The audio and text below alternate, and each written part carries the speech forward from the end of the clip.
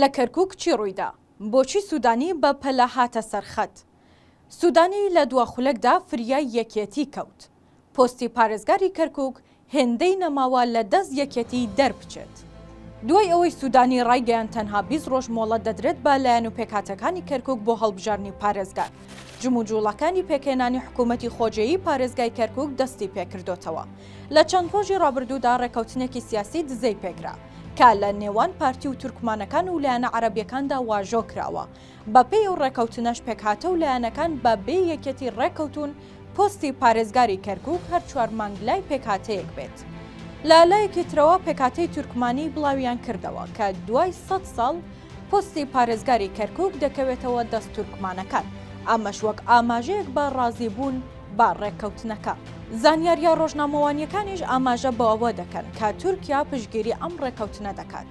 هەفتەی ڕابردوو ئەندامانی کوتلەی عەرەبی لەگەڵ مەسعود بارزانی سەرۆکی پارتی دموکراتی کوردستان کۆبوونەوە. ئاماژە و پێشهاتەکان بەرەو ئەوە دەڕۆشتن کە یەکێتی لە پۆستی پارێزگار بێبەش بکرێت.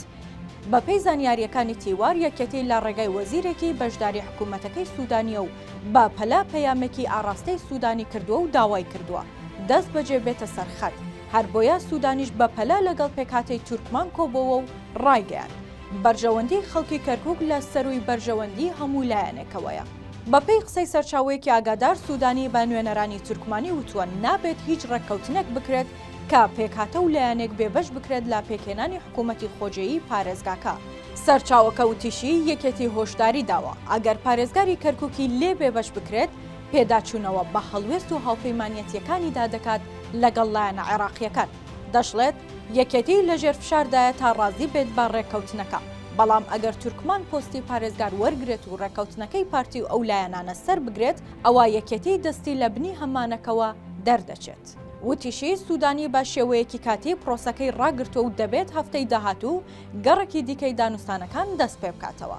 بەڵام هێشتا ڕوون نییە گرێ کوێرە ئاڵۆزەکەی کەرکووک دەکرێتەوە یاخود کەرکووک بەبێ هەڵبژاردن پارێزگارێکی نوێ و بەم جۆرە دەبێنێتەوە.